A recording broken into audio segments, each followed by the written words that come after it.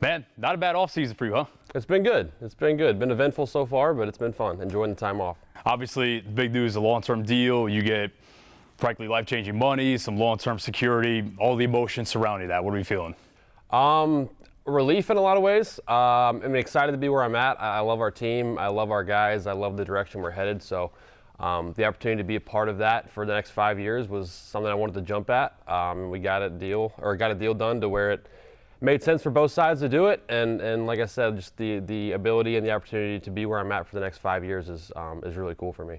We've talked about the journey before. In less than 2 calendar years, you've gone from a guy that was showing up to spring training as a relative unknown to the face of the franchise. I mean, how wild is that to kind of wrap your mind around? It's crazy, and it's happened quick. It feels like it's been a long time coming, but at the same time, it feels like it kind of happened overnight. It was something that I'd always believed I could get to a level of success that was sustainable and that was going to put me in a position to be in the big leagues and play there for a long time. But to have this amount and to get to this level, I think is even more than I could have dreamed of. Now, I'll say, I think obviously if you perform at the level you have the last couple of years, that deal is going to turn out to be a pretty nice bargain for the team. Obviously, they knock out your arbitration years as well, though. I imagine you wanted some of your value, but you weren't. The money wasn't the most important thing, I imagine, the situation. Yeah, from a financial standpoint, with just having those 3 arbitration years left, we felt like it was a pretty good deal for both sides. Made a lot of sense for us, made a lot of sense for them to do it. But at the same time, like I talked about, just I love where I'm at. I like the direction our team is headed. I like the dynamic we have. My family and I are happy there, and that definitely weighs into the decision as well. How, after all the craziness of the season, now you've got all this going on, to get back here to home base for the offseason, get your work in, spend time with your family, how important is that to you? It's super important. I got 2 young kids, obviously 2 little girls, a 3-year-old and a 5-month-old. They're with me during the season, but at the same time, I'm still gone every other week. Kind of miss out on a lot of time with them. So a lot of the offseason, a lot of the winter is spent just catching up on that time. Hanging out with them while also obviously finding the time to get my work in and do what I need to do to get ready for next season. But that family time is super important for all of us. Obviously, they make a splash with you, but also largest guarantee in franchise history, give it to Luis Severino. Team trades for Jeffrey Springs. You guys are kind of making some moves that maybe the team hasn't the last couple of years. For you, how exciting is that to watch? It's awesome. It's awesome. Like I said, the back half of last year we played really well. We showed the kind of potential we had, beating a lot of really good teams, playing good baseball, and we've done nothing this offseason but improve our roster from where it was at the end of last year. So the goal going into spring training every year, obviously, is just be a better team on paper than you were at the end of the previous year. We've done that, and we like where we were at the end of last season. So there's a lot of hope and a lot of optimism coming to spring for us. You obviously believe in the long-term vision of the club. I think real baseball nerds like myself would know and look at the roster and understand why. To a more casual fan that's maybe look at the roster the last couple of years and the record, explain why you have such optimism moving forward. I think it starts with just, like I said, the last however many games it was last year, 80-something games, we played right at 500, and that was with a roster who was still really young and still developing. We had Jacob Wilson, who's going to come into spring training and be our everyday shortstop. He was a rookie very late in the year. He got hurt. He played well, but we think the world of him and think he has a ton of potential. Lawrence Butler came into his own. He's a superstar in the making. If he hasn't already reached that level, I think he's going to be one of the better players in the league this year. He's as exciting and as dynamic as they come. I can go down the list. J.J. Bleday in center field had an unbelievable year. He's only getting better. Geloff showed the last few months what he can be, what he was in 2023, which we think he's going to get back to. Shea Langlear's behind the dish, hit 29 homers and was a force for us back there. And then you mentioned the Jeffrey Springs and Sevy and J.P. Sears anchoring our rotation. And anytime we can, all we have to do as a team is get the ball to Mason Miller in the 9th inning, and we feel like we're going to win the game. So we're shortening games with the back end of our bullpen. We got a lot of young, dynamic, really talented players who are kind of developing their confidence and their ability to play at the same time. It's really cool to watch. Career year for you, and you played basically the entire thing with an elbow injury that needed surgery from the second day of the season. Do I have that right? That's correct, yep. How? A lot of time in the training room. We spent a lot of time in there, a lot of treatment, a lot of preparation before games, just getting it ready, getting it to a place where we could go. Props to our training staff, who did an incredible job all season, just kind of managing it as best we could. Obviously limited my workload a little bit as far as pregame swings and taking BP and things like that. I didn't do as much of that as I normally would, but I think that was a benefit and that I kind of learned exactly what I needed to get ready to go, because the lack of pregame swings, the lack of physical preparation, I guess you could say, didn't really hinder my performance at all. So I learned a lot about myself as a player and as a hitter, and kind of learned what I needed, and I think that's going to pay off and be beneficial moving forward. Now that's fixed, back in right field a little more this year or not? Yeah, we'll be back in the outfield a little bit more. I don't think I played any out there past like the end of May last year, just because the elbow injury kind of made that a little bit difficult. We wanted to do what we could to make sure I could keep the bat in the lineup, but got it surgically repaired. Rehab's been great, having no issues at all. Start a throwing program here soon, so we should be back in the outfield next year.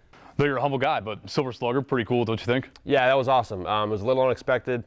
I thought with the year Jordan had, I figured it'd be tough to beat him, but we were pretty close in a lot of numbers, and I got that one, and then he got the All MLB team, so we kind of split those 2 awards, which was totally fine with me. But yeah, Silver Slugger's a cool one. Definitely not something that I had imagined possible even just a few years ago. Two-parter, reflect first. How tough to say goodbye to Oakland and those passionate fans out there? It was tough. The end of the year was emotional for all of us. The thing about that fan base is, what the attendance numbers kind of were what they were the last few years, but I've said it a lot, the people who came to the games were the same people over and over again. So you develop personal relationships with them, the people that sat right by our dugout, you say hello to every day going out there to play. They ask how your family is. The fans in the outfield, you get to know them on a personal level too. So seeing those people hurting at the end of the year was definitely tough on us. There's a lot of good people there who are very, very passionate about their city and their teams, and they made that evident with how they treated us as players. Flipping it forward, it does seem like you guys are genuinely optimistic and excited about playing Sacramento. We are. We think it's going to be good. We are looking forward to kind of establishing a presence in a new place. There's a big A's fan base already existing in Sacramento. It's only about an hour and a half from the Bay Area, so a lot of Bay Area people are in Sacramento who already love the A's. We're hoping to just do nothing but we keep saying we don't want to replace a fan base. All we want to do is add on to an existing fan base. We want to keep our fans in the Bay. Obviously, they've been there for 50, 60 years. We want to take the A's fans already in Sacramento. We just want to add on to that fan base and continue to make it grow. We were there this past week for a few days, about 4 of us and some staff, and the excitement was evident. The optimism that the city has for us coming there is evident, and it made us more excited to get out there and start playing. You came to terms, finalized the deal while you were courtside at a Kings game with your teammates, right? Yep. Talk me through that. Yeah, so, obviously it was a kind of a culmination of several months of discussions. Before we left for the Kings game, I talked to my agent. We thought we were in a pretty good place with where everything was. And then kind of during the first quarter, he had one last conversation with our GM. So I had to step out at the end of the first quarter to take a phone call from Dustin, my agent, and kind of see where everything stood. We had reached a point where we were comfortable, we were happy with it. And it was a cool place to get it done, because obviously we had to keep things under wraps a little bit, but I got to go back to 3 of my teammates and 3 of my best friends and tell them we were going to be playing together for the next 5 years, so that was very cool. I had to celebrate. That game went to double overtime too, didn't it? Double overtime.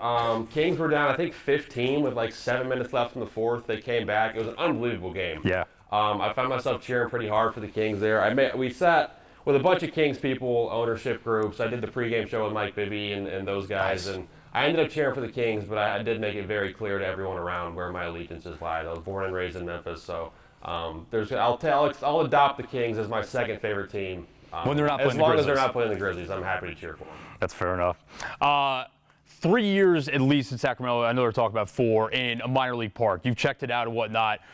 How do you think it's going to play? I know the dimensions are pretty similar to the Coliseum. Yeah, dimensions are very fair. They're pretty standard across the board. I think it's 330, 400, 380, so pretty stock as far as most big league stadiums go. We kind of figure our best guess right now is it's going to play about league average, which is definitely an improvement offensively from where Oakland is, just because Oakland's big, there's a lot of foul territory, it's cold, there's the marine layer, so Oakland tends to play very, very pitcher-friendly. So even a neutral stadium will be a step up for us hitters, so we're looking forward to that.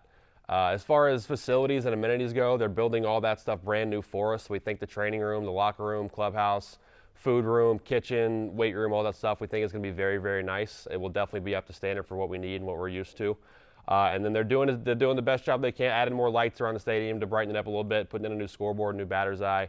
The city is making every single effort possible to bring that stadium up to standards and make it a good place for us to play. It's kind of a loaded question. You could take it any number of ways. Do you think you're proven now? Do you feel like, I guess you're, for lack of a better term, a made guy in the league? I don't know if any of us ever, I guess you can reach that point. I think the second you feel like you are, though, is when you start to decline, you start to regress. So I think keeping that insecurity is not the right word, but it's the kind of the right sentiment, keeping that edge and feeling like you're never fully established and that you never fully have made it or reached your peak or reached your potential as a player, I think is a big key to continue to be willing to learn, continue to be willing to improve and search for new things to get better, to ultimately reach your peak and be as good of a player as you can be. Now you've got long-term security. I know it's cliche, but where does the chip come from on the shoulder now? Is it just simply wanting to win? Yeah, I think there's a competitive aspect to it that I want to win a lot of games. I want to experience playoff baseball. I want to make a deep postseason run and feel what that's about, playing in the big leagues in the postseason. I think it's, like I just talked about, the desire to continue to prove yourself. You want to be worth the money, right? You don't want to be a bad contract. You want to go out there and prove that you're worth every dollar that you're getting. You want to, from an internal perspective, my goal always in baseball has been just I want to find out how good I can be, and I don't think I'm there yet. And I don't know if you ever fully get there or you ever accept that you're there, but just the internal battle with myself that I want to reach my full potential before I feel like I've actually accomplished something is kind of where a lot of the motivation comes from. Leads into my next question. I mean, I think by any metric last year, you were at minimum a top 10 hitter in the sport. You think you have another level to get to? I think I can. I think I look back on the season, and there's a lot of things I could have done better. Obviously, a lot of things did go my way, and I played very well for really long stretches, but there's nothing that I did last year that I felt was unsustainable, and I did look back on some things and think I can be better. Whether the numbers are going to look better, I don't know, but I think from my own perspective, like I can continue to improve as a hitter and an all-around offensive threat, and keep adding things onto my game that are going to take me to the next level. Look at the West. You talked about obviously the optimism you have with your guys' roster, and you look around. I'm sure Houston's going to be there, but they're going to look a little bit different than they have the last 5 years. Seattle, I mean, the pitching staff. We'll see about the lineup. Angels made some moves, Rangers kind of TBD. I imagine you feel like if you guys play to your potential, you're going to be kind of right in the mix, though, no? We definitely feel like that. I mean, obviously, those other 4 teams are great teams, but we feel like it's open right now. Obviously, Texas has that championship pedigree. Houston's always really good. Seattle's pitching is as good as it gets in the league, and Anaheim Los Angeles, has made a lot of very interesting moves that has improved their roster. So I think right now we sit right in the middle of that pack, though. As far as on an even playing field, a level playing field, and we think if we play like we can, then we can definitely compete with all those teams and have a chance to win it. To be potentially the face of an A's team that gets back to the postseason for the first time in a while after a couple of lean years, what do you think that would mean?